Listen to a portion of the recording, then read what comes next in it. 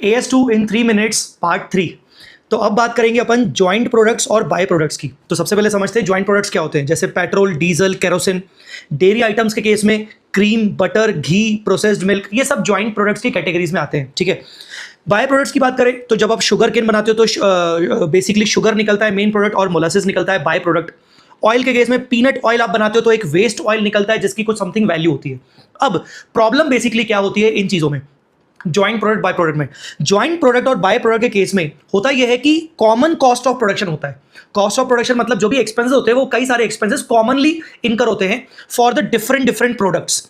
अब जब कॉमन है तो हर एक इंडिविजुअल प्रोडक्ट की मुझे कॉस्ट निकालने के लिए टोटल कॉमन कॉस्ट को भी मुझे अलोकेट करना पड़ेगा। तो अलोकेट मैं कैसे करूं? तो जिसके लिए सबसे पहले आपको ये क्या करना है, हाउ टू अलोकेट। अलोकेट कैसे करना है, आपका जो भी टोटल कॉस्ट ऑफ प्रोडक्शन है जिसमें raw material, purchase cost, conversion cost वगैरह सब आ गया, उसमें से आप बाय प्रोडक्ट की एनआरवी माइनस कर दीजिए। बाय प्रोडक्ट को आप सेपरेट इन्वेंट्री मानिए ही मत।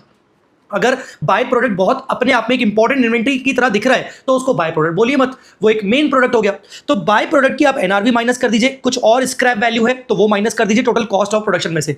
आपकी जो नेट कॉस्ट ऑफ प्रोडक्शन आ जाएगी उसको आपको अलोकेट करना है डिफरेंट ज्वाइंट प्रोडक्ट में। मान लेते हैं JP1 JP2, आप उन दोनों की टोटल सेल वैल्यू के प्रपोर्शन में इस टोटल नेट कॉस्ट को अलोकेट कर दोगे। Once the cost is allocated divided by their respective number of units, तो आपको कॉस्ट पर यूनिट मिल जाएगा। लास्ट बात करते हैं अदर इंपॉर्टेंट पॉइंट्स। लास्ट बात सुनने से पहले मैं आपको बता दूं कि ये हैंड रिटन नोट्स भी आपको मिल जाएंगे, इस वीडियो के डिस्क्रिप्शन में आपको लिंक मिल जाएगा। अदर इंपॉर्टेंट पॉइंट्स में अगर बात करें तो AS2 इनकम्प्लीट सर्विस के ऊपर नहीं लगता। इनकम्प्लीट प्रोडक्ट्स है तो लगेगा, पर इनकम्प्लीट सर्विस के ऊपर नहीं लगता। AS2 एग्रीकल्चरल प्रोडक्ट्स पे ऊपर नहीं लगता अगर आप एक कंपनी हो जो एग्रीकल्चरल एक्टिविटी करती है, मैन्युफैक्चरिंग में है।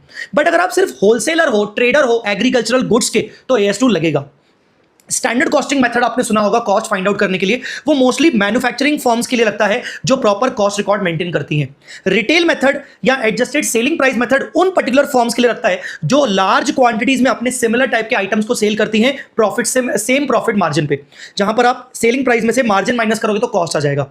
अगर मैं बात करूं स्पेसिफिक आइडेंटिफिकेशन मेथड, तो जनरली वो उन इंडस्ट्रीज के लिए लगता है जो कस्टमाइज्ड गुड्स बनाते हैं। ठीक है।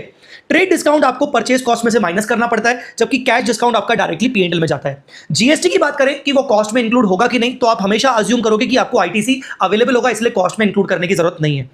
अगर आप एम्प्टी बॉटल्स को रेगुलरली सेल कर रहे हो थ्रू टेंडर्स, ठीक है ना, और उसको आप प्रॉपर रिकॉर्ड मेंटेन कर रहे हो, तो वो भी आपके लिए इन्वेंट्री माना जाएगा। लीफो मेथड अलाउड नहीं होता कॉस्ट फाइंड आउट करने के लिए। पेमेंट अगर आप बियॉन्ड नॉर्मल क्रेडिट टर्म्स करते हो तो ऐसे केस में इन्वेंट्री की कॉस्ट प्रेजेंट वैल्यू पर निकाली जाएगी। लास्ट, हमेशा आपको मान के चलना है जब तक कुछ और ना बोला जाए कि 1 unit of raw material consumed is equal to 1 unit of finish goods produce. Video